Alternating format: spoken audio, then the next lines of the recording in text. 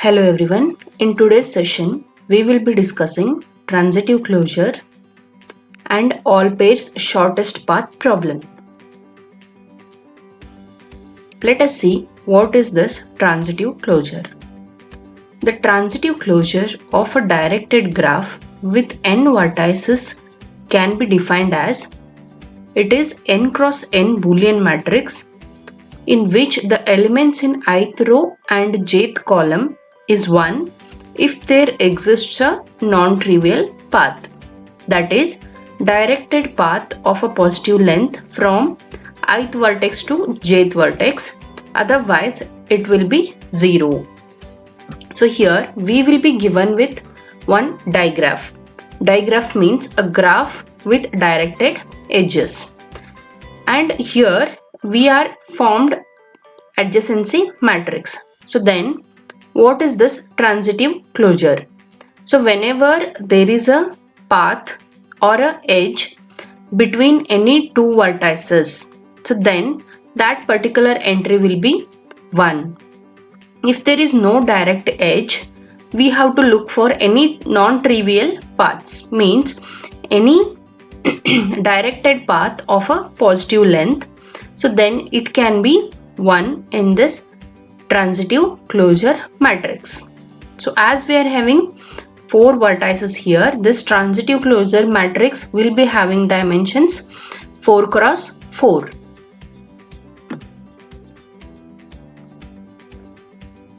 We can generate the transitive closure of a digraph with the help of DFS, that is depth first search, or BFS.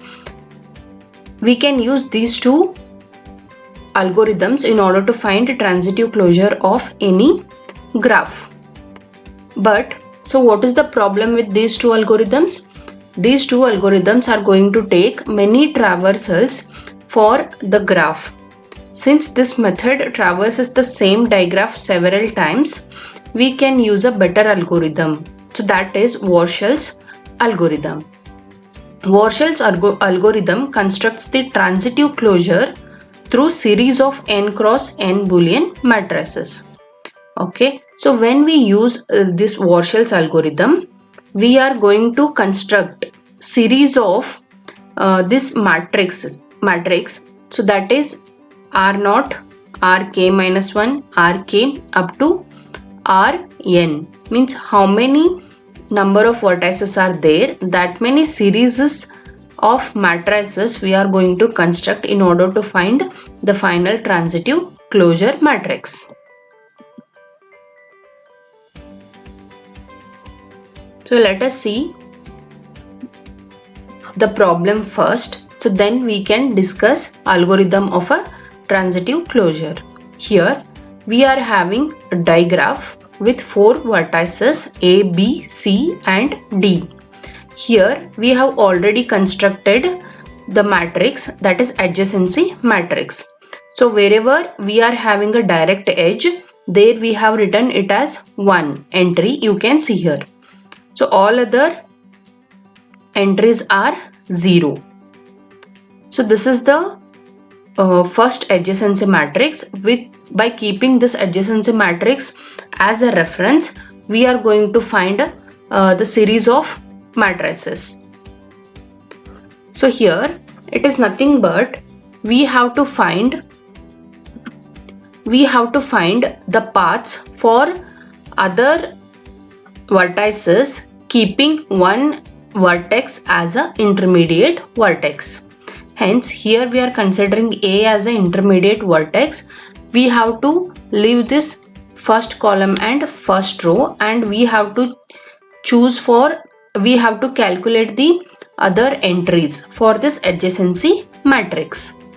Here you can see there is no edge from B to B, hence we have written it as a 0. So here we have to see whether there is an edge from B to B considering A as intermediate node.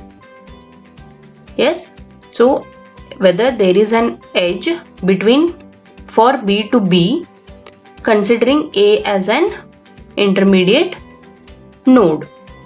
Yes, So how to find that? If this entry is 0, you have to check for the addition of and operation of these two elements, that is 0 and 1.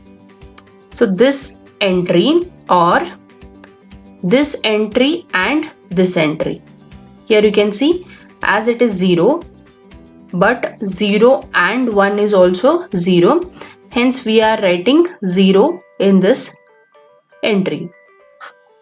Next we can see whether there is any possibility of edges for this B to C. Here B to C is 0, and you can check whether as a vertex as an intermediate node, whether there is an edge between B to C. So that is 0 and 0, it will be 0 only, hence we are writing 0 in this particular entry. Next, as it is 1, so you can write it as 1 only. Next we have to see for these entries. Next, 0 or 0 and 1, so this is also 0, hence we have written 0 here. Next, it is 0 only, 0 and 0 is also 0, hence we have written 0 over here. Next, this entry, so whether we have to check whether we are having any chances of getting 1. So this is 0 only, then we have to check whether this entry in the same row and same column and operation, whether it is computing 1 or no. So 0 and 0 is 0 only, hence this will become 0 only. Next we have to compute these elements. Here it is 0. Next we have to check the element in same row and element in same column, and you have to apply AND operation on them. Here 1 and 1, yes, we are getting 1, so hence we will be writing 1 over here. Means there is a path from D to B. Okay, there is a path from D to B considering A as a intermediate vertex. Yes, in graph also it is clear. There is a edge from D to B. Even though there is no direct edge, there is a edge from D to B considering A as a intermediate vertex. Hence we got it as 1. Next, here already 1 is there. There is a direct edge between D to C. We can write it as 1. Next, so there is no direct edge between D and D. Even we can check whether there is a edge as considering A as an intermediate edge, vertex. 1 and 0, it is 0 only, hence we are writing 0. The same thing, R2 can be calculated by keeping R1 as a reference. Yes, here same operation is continued, same steps are continued as we have done in previous step. Here for R2, R1 will be the reference. So as we have to consider B as an intermediate node, hence we have to leave this second column and second row, and we have to compute for all other entries. So once we have computed, we will be getting these entries. Here the highlighted ones are got from this computation. Next, in third step, what we need to do, we have to calculate R3 by keeping R2 as a reference. So in this step, we have to consider C as an intermediate node, and we have to see whether there is an edge between for other vertices by keeping C as an intermediate vertex. So here, hence we have boxed or we have left these third row and third column elements. So once we take this reference, we will be getting this R3 matrix. Next, in order to find a R4 matrix, we will be keeping this R3 as a reference, and this time the fourth matrix, that is D. D is taken as intermediate node, hence we will be leaving fourth row and fourth column and fourth row. So that is boxed here. So we will be leaving that, and we will be calculating for other things. So other entries, whether there can be one. So once we got this, so we will be getting final transitive closure. Here you can see for C entry all are zeros, because so there is no edge from C to all other matrices. So this is how we got adjacency matrix transitive closure from adjacency matrix.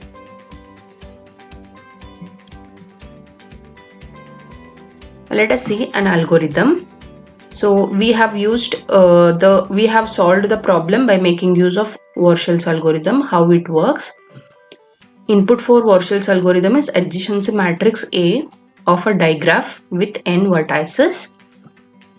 Output we are getting is transitive closure for the digraph. Here A is the adjacency matrix. So our R0 will be adjacency matrix. So that is A is assigned as R0. Next, here we have taken K as intermediate node. So every node will become an intermediate node in every steps we perform. Hence it can be 1 to n. Next, we are finding the edge between vertex I and vertex j. So that is for each entries. If I am taking vertex A and I have to find path for this all A, B, C, D for all other vertices. Hence we have taken for loop for that. Next, J is nothing but entries other. So in order to increment this A, means row wise we have taken this ith for loop, and in order to increment the entries column wise we have taken this jth for loop. Here you can see how the matrix Rk for the edge I comma j is performed. So here, as I told you, we are referring the previous matrix. Hence it can be Rk minus 1, Rk minus 1 I comma j, means it is a edge between I and j. So we are considering if there is a direct edge 1, or by considering this k as an intermediate node, whether there is indirect edge.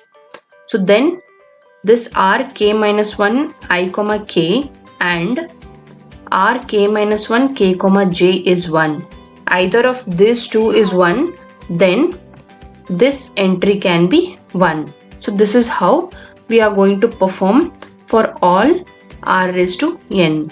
First r raised to 0 is nothing but it is adjacency matrix. So then we are going to calculate r1, then r2, r3, r4, like that. How many vertices are there? So that many number of matrices are computed. Finally, we will be getting the adjacency matrix. Next, we'll move to analysis of this algorithm. Its time efficiency is theta of n cube. We can make the algorithm to run faster by treating matrix rows as a bit strings and employ the bitwise OR operation available in most computer languages. We can make use of bitwise operations so that we can make this algorithm run faster. Although separate matrices for recording intermediate results of the algorithm are used, so that can be avoided in order to save the space, so that we can make this space efficiency for the algorithm. So this is all about finding the transitive closure of any digraph using Warshall's algorithm. Next we'll move to next problem, all pairs shortest paths. So what is this problem? All pairs shortest paths is all about. Here it is the problem definition. Given a weighted connected graph, it can be directed or undirected connected graph. The all pairs shortest paths problem asks to find the distances, that is the length of the shortest paths from each vertex to all other vertices. Here the problem given is what? We have to consider all the vertices and we have to find the paths to all other vertices. Means, for example, we have to consider first A and we have to find shortest paths for all other vertices. Next we have to consider this B vertex. Next we have to find all other shortest paths for these other vertices. So this is the problem given. So how we can approach this problem? We can generate the distance matrix with an algorithm that is very similar to Warshall's algorithm. Here it is nothing but finding the all pairs shortest paths is nothing but finding the distance matrix. Here we can find the distance matrix. First, before finding this distance matrix, we have to calculate the weight matrix. So how to compute this weight matrix?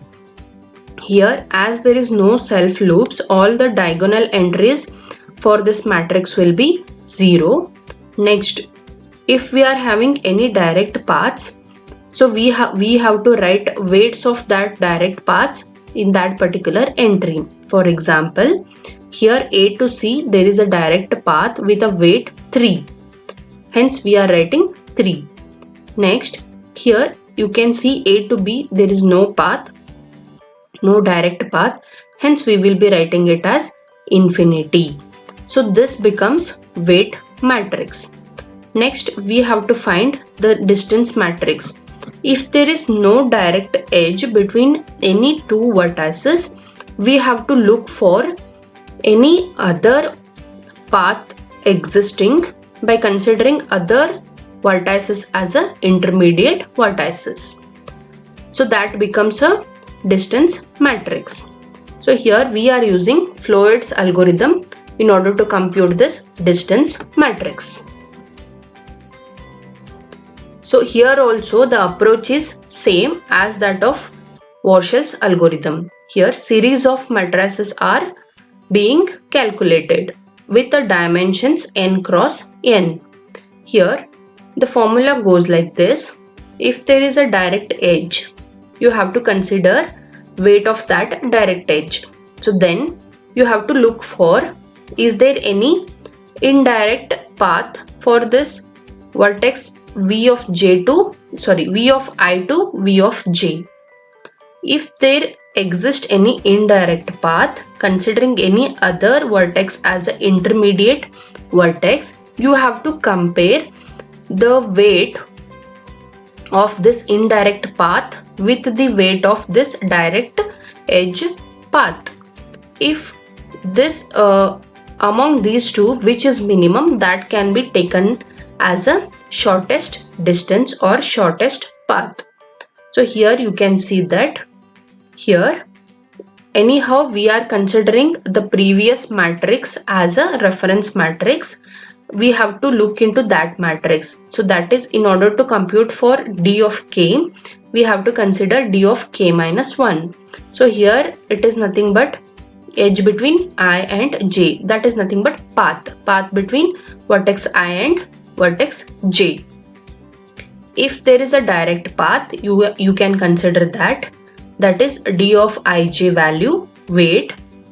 Next comma d of ik, means considering k as an intermediate node, the distance between d of ik plus d of kj. So this is the indirect path considering k as an intermediate node. Among these two, which is minimum? So that can be taken as shortest path between this vertex I and vertex j. So this is how we are going to find the distance matrix, considering d of ij 0 as a weighted graph initially. Here we are going to see one problem. So we are having one die graph and all the edges are having weights on it. So here how we have computed the weighted graph. If there is a direct edge, write the particular weight on that entry, otherwise mark it as infinity. So first we let us consider this A as a intermediate node in order to find the shortest paths for all other vertices. Next we have to check. We have to box it, first row and first column, as we are considering this A as an intermediate node. Next we have to find the entries for this, whether we will be getting any minimum cost or minimum weighted route. So here you can see the first value is 0. You have to compare this value with addition of this entry and this entry. Here 2 plus infinity is infinity only. So 0 is less than infinity, hence 0, you are retaining 0.